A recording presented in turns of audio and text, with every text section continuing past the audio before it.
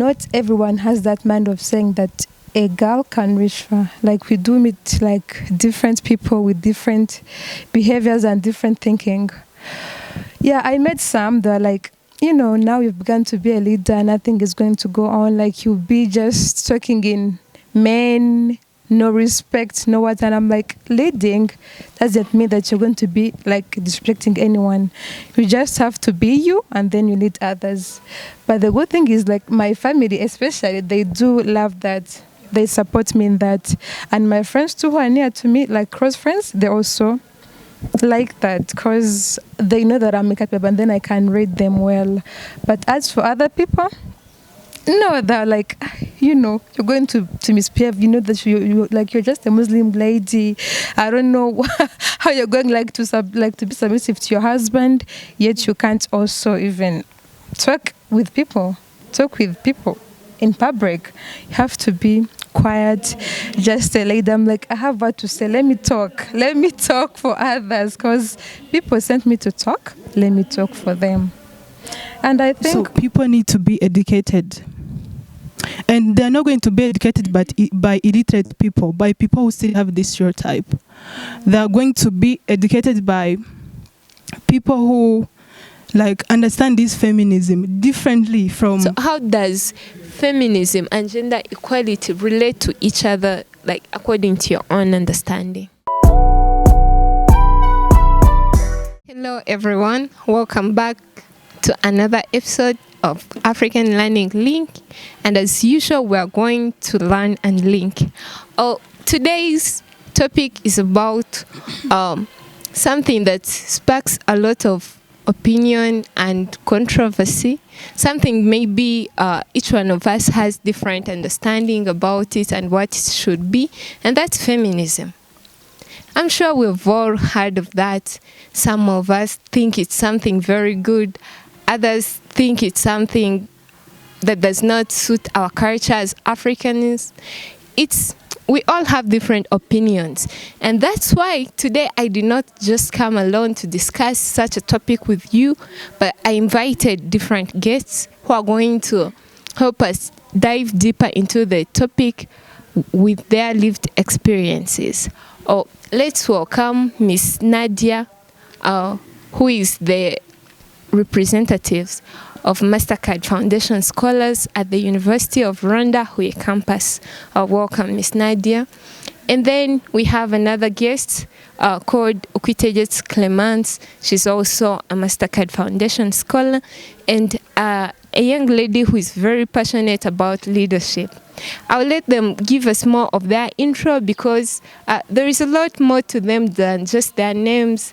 There's a lot more to them than I can say in just a few seconds, but they can tell us. So we'll begin from Nadia to give us a simple intro about yourself. Okay, thank you. My name is Umulisa Nadia, and I'm a representative of the Mastercard Scholars at the University of Rwanda, Huye Campus, and I'm really happy to be here, and I think I will enjoy this topic. Like, it's very inspiring and it's very good. Yeah, thank you.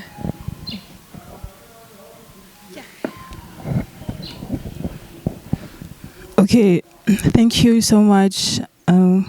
My name is Clemence. I'm a Mastercard Foundation Scholar at University of Rwanda, Huye Campus.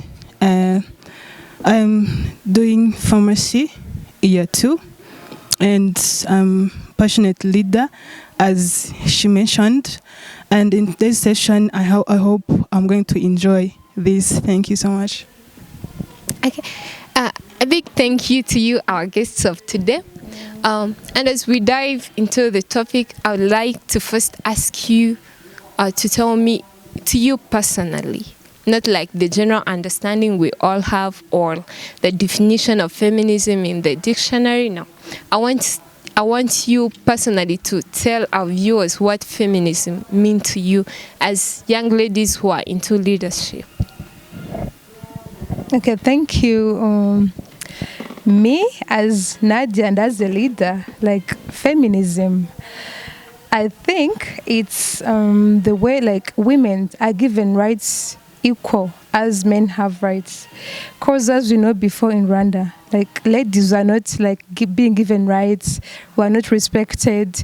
Like ladies were just people who are just they're vulnerable people. Like they can't do anything. They're just people who are there being home. You can't go to work. But now, feminism like it's really nice because now women can work. As you can see, I'm a leader. So and before, like, nobody was allowed to to speak when you're a lady. They'll be like, a lady can speak in public? No, that's very bad. But now, feminism, you can see everything is good. Everything is Thank you. Yeah, I can really relate to that. Oh, because there is this saying that people used to have back then, that as a woman, you should be seen, not heard. But even being seen, they meant you're supposed to be seen preparing meals, going to get water. They did not mean to actually be seen in class as a leader, as someone who is a big entrepreneur, as someone who has achieved particular goals. So I'm very happy that we are at this stage now. Like, I'm also very happy because like being seen is good, but being heard is also another thing because we really have a lot in our mind we can also give to the community. And I think that's the best thing we ladies can do, and we can contribute a lot. Yeah.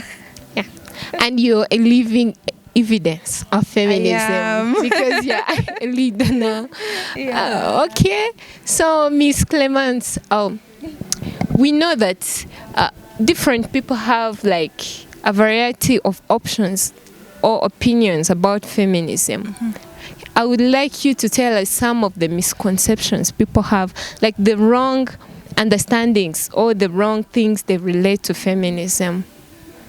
Okay, in nowadays, that's one common misconception about feminism is like women want to dominate men. That is not true. Actually, that is not true because it's not about dominating men. It's all about balance. So what a man can do, a woman can do it better. So I think that is very common these days because, you know, many women are working very hard to be independent.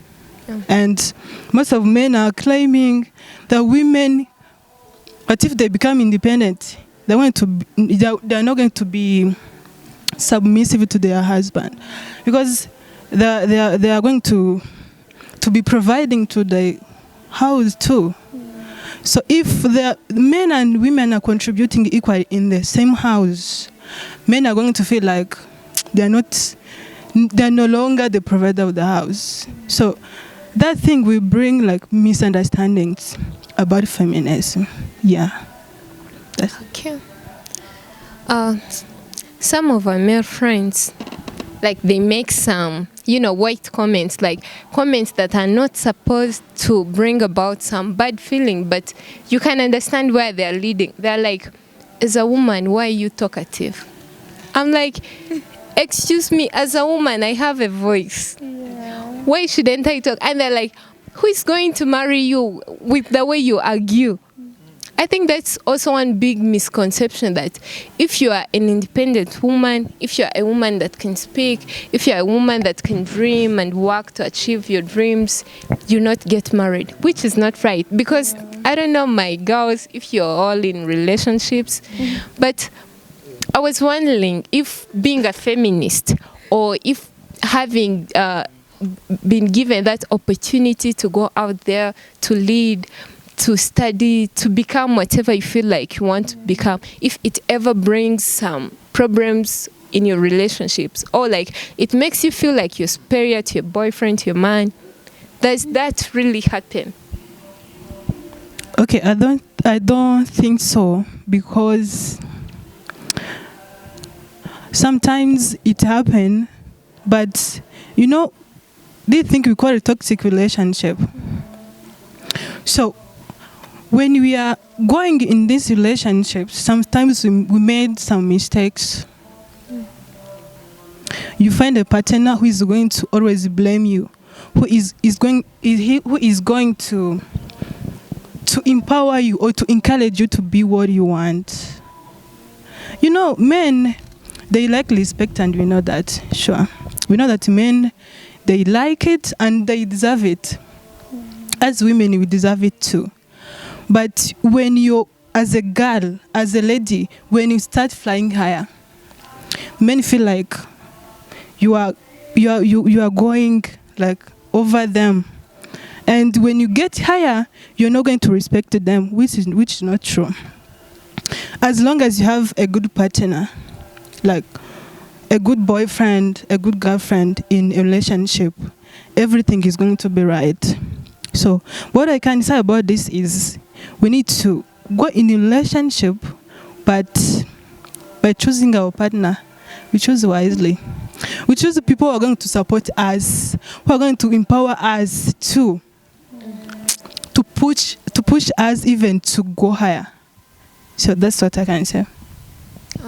All right, thank you. From what you just said, I believe I heard you mention that the main reason of issues or misunderstandings in relationship is not feminism. It's not about the girl being a feminist. It's about the partner themselves, how you manage your life, how you understand each other, not mainly just because I feel like as a woman I deserve rights and I need to exercise my duties and responsibilities. Is that just what you said? Yeah, that's it. That's what I wanted to mean. Yeah. Oh, thank you. That's very interesting and educative. So back to Miss Nadia. I was wondering if you being a leader has brought some challenges with your male colleagues, your male family, like you being a Muslim lady and has it brought something that maybe has sparkled that maybe you might not be an understanding woman or you might not be a woman worthy of marriage just because you are someone who is able to lead and voice out your ideas? Like, we know, like, not everyone has that mind of saying that a girl can reach far. Like, we do meet, like, different people with different behaviors and different thinking. Yeah, I met some that are like, now you've begun to be a leader, nothing is going to go on. Like, you'll be just talking in men, no respect, no what. And I'm like, leading doesn't mean that you're going to be like disrespecting anyone.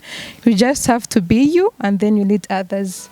But the good thing is, like, my family especially, they do love that. They support me in that. And my friends too who are near to me, like close friends, they also like that because they know that I'm capable and then I can read them well.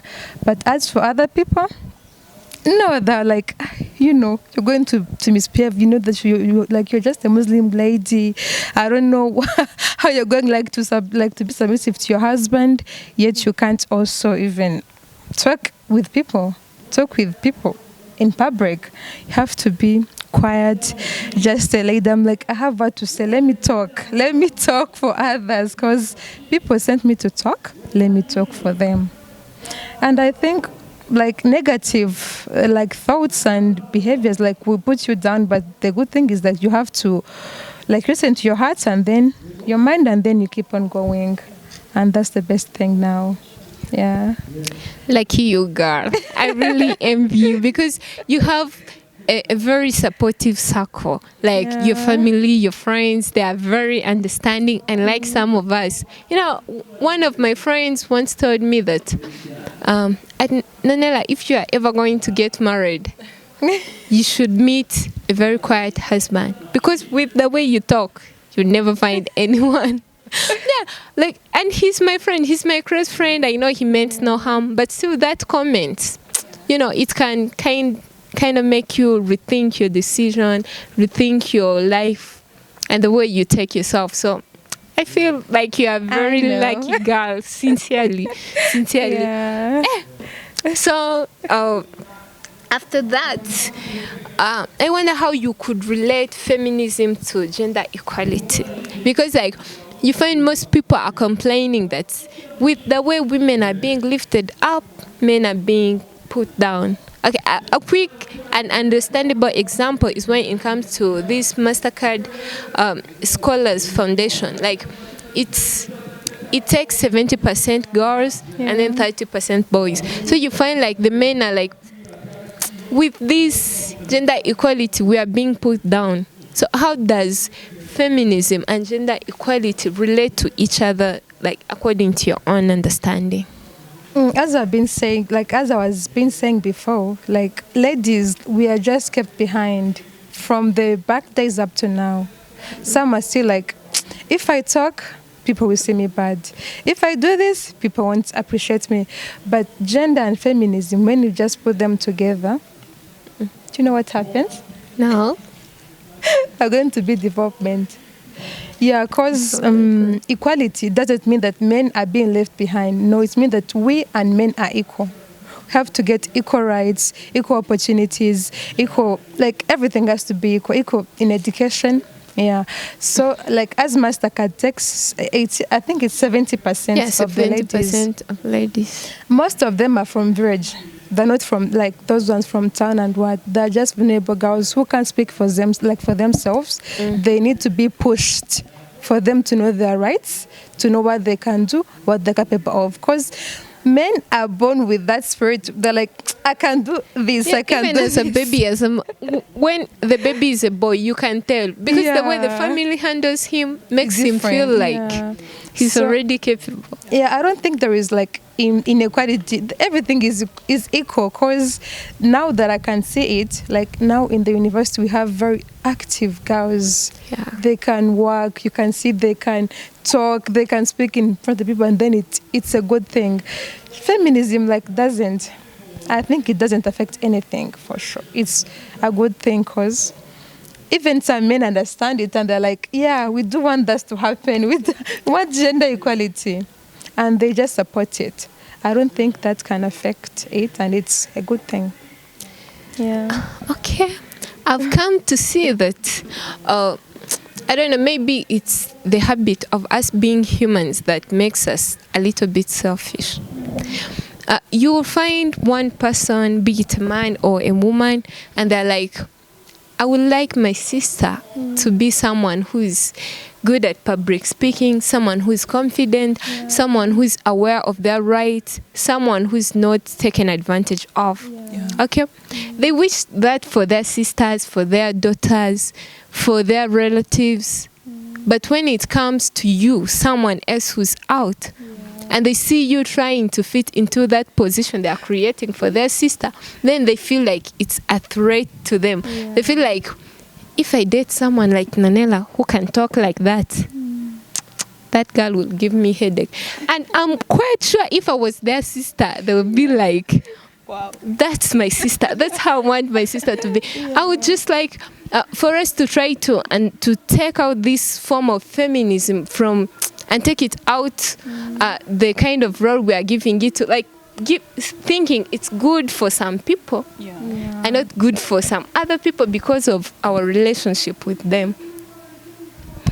And this brings us more to another important like subsection that relates to feminism, which is mentorship. How many girls do you really feel like understand what feminism is and what it implies, not as a word? Okay, you find that some of the girls are taking it in a wrong way. They're like, me being a feminist makes me someone who won't be able to submit to my husband, makes me someone who is outspoken, who does not listen, who's not understanding. So I was wondering how we could make like girls who still have that feeling in them. You know, there's some religious girls there, like, according to the Bible, I was a woman, you should submit to your man. So I will not try to be a leader, so I will not try to chase big dreams, because if I achieve that, I will not be able to submit to my man and stuff. So I would like you to tell us, like, what you think the sort of mentorship or the sort of help that could be extended to girls who are still having such particular thoughts. Okay, thank you for this good question. And I believe mentorship brings like knowledge and of course breaks the bridge, like a gap that is between this, what can I call, stereotype and this thing we are calling like feminism. It's like in ancient time, ladies were called upon to cook, to clean, to take care of babies, to take care of home. As a lady cannot go out to work. But these days, like things are changing, but still at low rate, because there is this mindset that people still have. Yes, that these people still have like this stereotype that boys are made to do hard things. Like if it comes to academia, boys are supposed to study engineering, medicine, pharmacy. Yeah. And ladies, they're called upon to, as I said, to take care of home. What I think of mentorship is like mentors, they will come to break this to fill this gap that is between feminism and stereotype. Like as a girl who have been successful, maybe for example I'm doing pharmacy as a science, and I remember when I was going to choose an option in my advanced level, many people discouraged me that science is not for girls. I just have to choose something easy. But maybe if I become a mentor by this time, I can be a truly example and a witness that it is possible for girls to study science. So people need to be educated. And they're not going to be educated by illiterate people, by people who still have this stereotype. They're going to be educated by people who like understand this feminism differently from the other people who still have this mindset that there is things girls can do and things boys can do. So that's what I can say about mentorship. What you said kind of brought a question in my head. I was wondering if gender equality removes gender roles. Like, as in gender roles, we all know that there are some things a man can do better than a woman. They're there because physiologically we are different. And there are also some other things that a woman can do better than a man.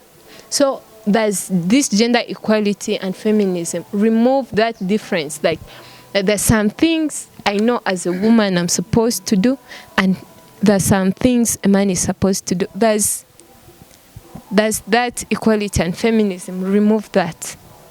Okay, I don't think so, because equality and feminism, they don't go like parallel. I think they go together.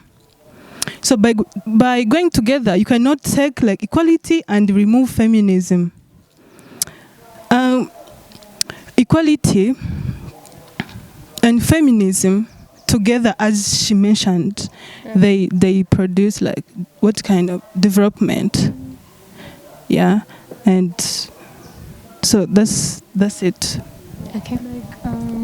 To add on what she has said, I think we need the collaboration between men and women, because we can't that's do what I was things looking around. for, that exact word. Yeah, like we need the collaboration. Yeah. Because okay, I understand physically the way I look. I'm someone who is very slim. Yeah. Okay, and my energy does not match the energy of a gym boy. Mm-hmm.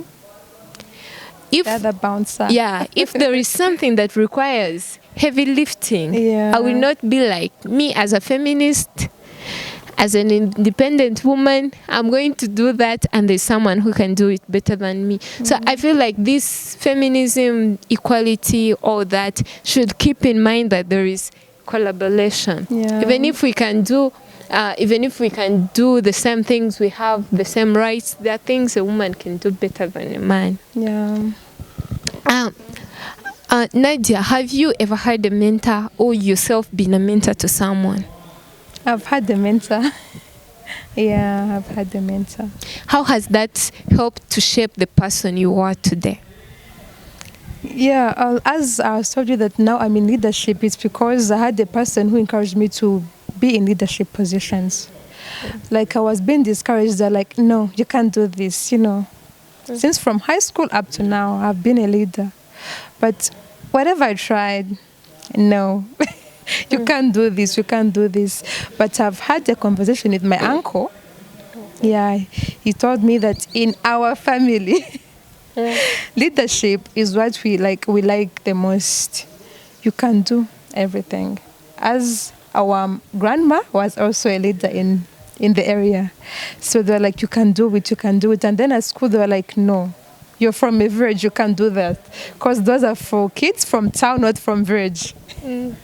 And I know that leadership doesn't mean that you have to be from town or from village. You only need a person to be like, you can do it, just a motivator to say that you can do this and then you can also do this. I've had a really good mentor.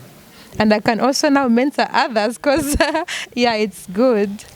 Yeah. It's very good that you can mentor someone. We are actually inviting the two of you to join us at All African Learning League because we do mentorship.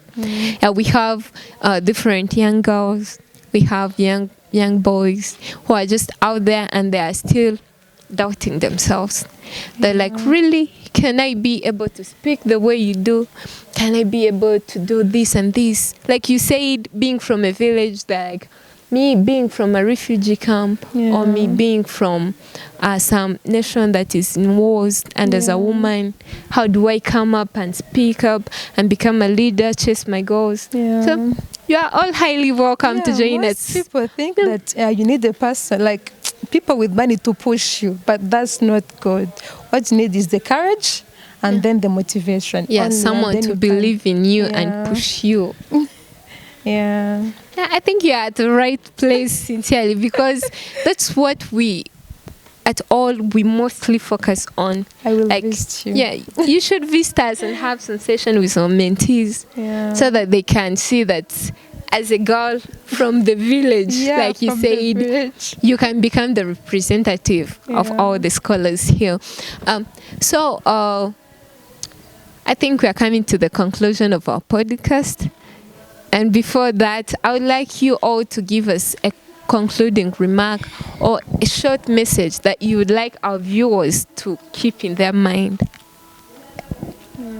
Okay, thank you. As we come to the conclusion of this session, I would like the listeners who will listen to these podcasts that feminism is not about the vision. It's about respecting each other's voice, sharing different opportunities regardless of gender or anything that brings division and exclusion among ourselves. That's what I can say. Wonderful. Let's hear from Miss Nadia too. Okay, thank you. My advice to ladies out there, they don't have to use the opportunities and that they have been given by the country, and then they take it for granted. Some of them, they just sit. They're like the government will do it. But the thing is, you have to also stand up and then work, and then everything will be good. That's what I can say. Thank you. Yeah, thank you all for your inspiring message to the young ladies and gentlemen out there.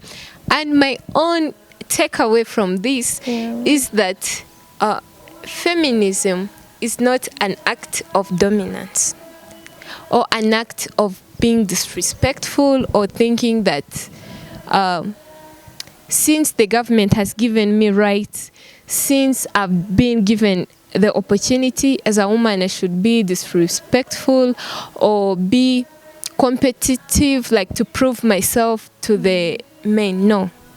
I feel like feminism is more about using the rights we have received, using the opportunities that are being given to us, and not being afraid to have big dreams. Now I can dream to have a house, and maybe in the future my husband can come, we live together. Yeah. It does not mean I would disrespectful him because I own the house. Yeah, that's what mainly feminism is about. So to all the followers of African Learning Link.